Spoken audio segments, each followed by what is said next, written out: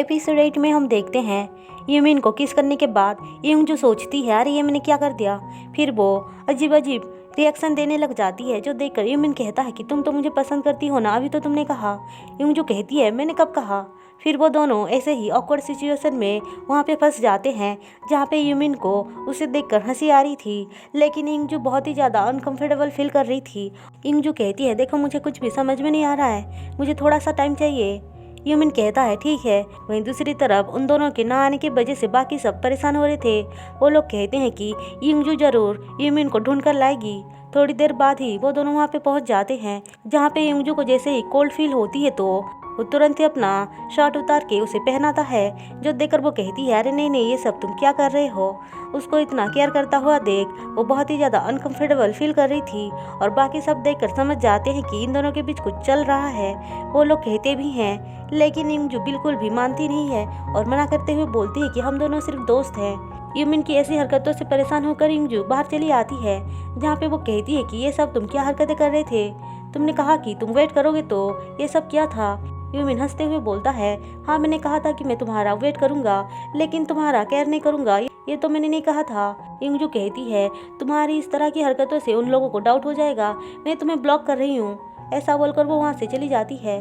अब सुबह यूमिन उठता है तो देखता है उसके साथ चाओ सो रहा है, जो देखकर वो शॉक्ड होकर बोलता है ये सब क्या है।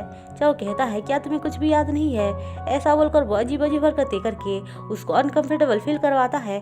फिर बाद में वो उसको बताता है कैसे वो दोनों ड्रंक हालत में एक दूसरे की फीलिंग्स को शेयर कर रहे थे।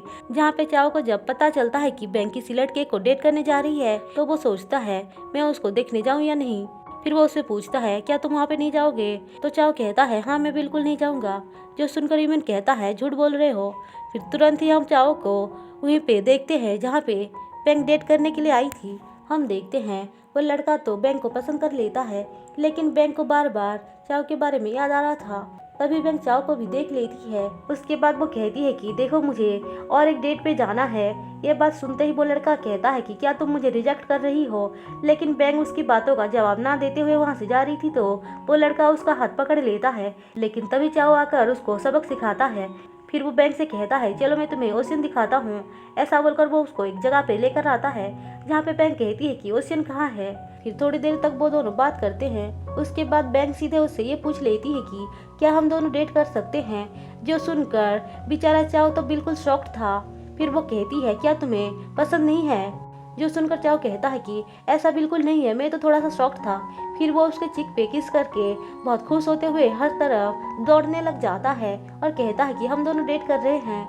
वहीं दूसरी तरफ हम देखते हैं इंगजू यूमिन के बारे में सोच सोच कर मुस्कुरा रही थी, लेकिन अगले ही पल वो ये सोच रही होती है कि ये सब मैं क्या कर रही हूँ, मैं स्ट्रांग हूँ और ये सब कोई प्यार ब्यार नहीं है। अब ये लोग यूमिन के घर पे आते हैं और कहते हैं कि चाओ और बैंग अभी तक नहीं आए हैं, कहाँ हैं।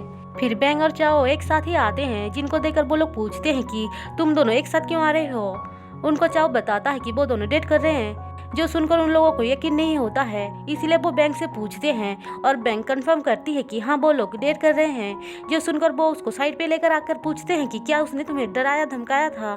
जो सुनकर बैंक कहती है ऐसा कुछ नहीं है, मैं खुद से उसको डेट करना चाहती हूँ। फिर वो लोग यूमिन के पास आकर इस बारे में बताने जा रहे थे, लेकिन यूमिन कहता है कि मुझे तो पहले से ही सब कुछ पता है। इंगजू नोटिस करती है कि यूमिन उसको इग्नोर कर रहा है, इसीलिए वो थोड़ा सा परेशान हो जाती है।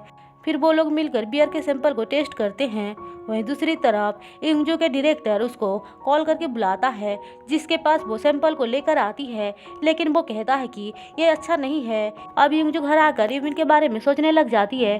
तभी उससे गलती से यूमिन को कॉल लग जाता है और वो सोचती है कि यार ये मैंने क्या कर दिया। दूसरे तरफ से यूमिन उसको कॉल करता है तो वो उसको जैसे तैसे करके इधर उधर की बातें करके बहला फुसला देती है, लेकिन यूमिन को पता था कि असल में इंगजू भी उसको पसंद करती है। इंगजू उसके बारे में सोच सोच कर सो जाती है। फिर सुबह होते ही वो लोग सीधे यूमिन के घर पे आते हैं, जहाँ पे इंगजू को एक आइडिया आता है कि वो लोग कैसे बियर के प्रोग्रेस को सही कर सकते हैं। फिर वो उनको सब कुछ समझाती है। थोड़ी देर बाद वहाँ पे एक लड़की दूसरी कंपनी से आती है जो बहुत ही ज़्यादा खूबसूरत थी। तभी वहाँ पे यूमिन भी आकर कहता है अरे यार तुम यहाँ पे क्या कर रही हो। वो लड़की कहती है कि मैं अपने एक्स बॉयफ्रेंड को देखने आई थी, कैसे हो तुम। अब ये बात सुनते ही युंजू जेलस फील करने लग जाती है और उन दोनों के पास ही बैठ जाती है और उन दोनों की सारी बातें सुनती है। वो लड़की कहती है कि ये लड़की यहाँ पे क्या करने आई है। युंजू कहती है हम साथ मिलकर काम कर रहे हैं, इसीलिए मुझे सारी बात सुननी है। फिर वो वहाँ पे बैठ जाती है और बाकी सब भी उन लोगों को देख रहे थे। चाओ कहता है कि उसको देखकर मुझे बहुत ही ज़्यादा डर लग रहा है, तुम जानते नहीं हो अगर वो गुस्सा करेगी तो कुछ भी कर सकती है। उसको पता चल गया था कि युंजू बहुत ही ज़्यादा जेलस फील कर रही है। फिर वो लोग उसको रोकने के लिए आते हैं, लेकिन वो देखते हैं कि युंजू दूसरी तरफ चली जाती है और अपने आप ही बात करते हुए सोच रही होती है कि पता नहीं वो दोनों क्या क्या कर रहे हैं। फिर वो बहुत ही ज़्यादा जेलस फील करते हुए ये सोच रही होती है कि मैं और यूमिन अगर एक साथ हाई स्कूल के टाइम होते तो कितना अच्छा होता। तभी वहाँ पे यूमिन आकर कहता है किसके साथ तुम सपने देख रही हो, लेकिन अभी भी युंजू उसके सामने मान ही नहीं रही थी कि वो उसको पसंद करती है। लेकिन यूमिन को सब कुछ समझ में आ रहा था, इसलिए वो कहता है क्या हम दोनों डेट पे चले। युंजू मुस्कुराते हुए बोलती है लेकिन हम दोनों तो कलीग हैं ना। यूमिन कहता है कोई बात नहीं, तुम मुझे कलीग समझना और मैं तुम्हें अपनी गर्लफ्रेंड समझूंगा। ऐसा बोलकर वो उसको डेट के लिए मना लेता है। फिर अगले दिन वो उसके लिए वेट कर रहा था। तभी वहाँ पे यूमिन बहुत अच्छे से रेडी होकर आती है, जिसको देखते ही वो बस देखते ही रह जाता है। असल में युंजू ने बैंक की हेल्प से इस तरह से रेडी होकर आई थी। अब ये दोनों मिलकर बहुत अच्छे से टाइम स्पेंड करते हैं। फिर ये लोग डेट खत्म करने के बाद घर आते हैं, जहाँ पे युंजू जैसे ही अंदर आती है तो देखती है उसकी ग्रैंडमा नहीं है। वो उनको हर तरफ ढूंढने लग जाती है। तभी उसको कॉल आता है कि उसकी ग्रैंडमा हॉस्पिटल में है और वो मर चुकी है। जो सुनते ही वो भागते हुए हॉस्पिटल आती है और वहाँ पे बहुत ही ज़्यादा शॉक्ड होकर रोने लग जाती है। बेचारी की ग्रैंडमा भी अब उसके साथ नहीं रही। अब वो उनका फ्यूनरल के लिए फ़ोटो वगैरह देने लगती है तो देखती है कि उसकी ग्रैंडमा का एक वॉइस मैसेज आया है, जो वो सुनने लगती है। तो उनकी ग्रैंडमा कहती है कि तुम अपने आप को ब्लेम मत करना मेरी इस कंडीशन के लिए, मुझे पता है कि मेरा मरने का समय आ गया है। उसकी ग्रैंडमा जानबूझकर ही सुबह उससे पिक्चर क्लिक करवाई थी।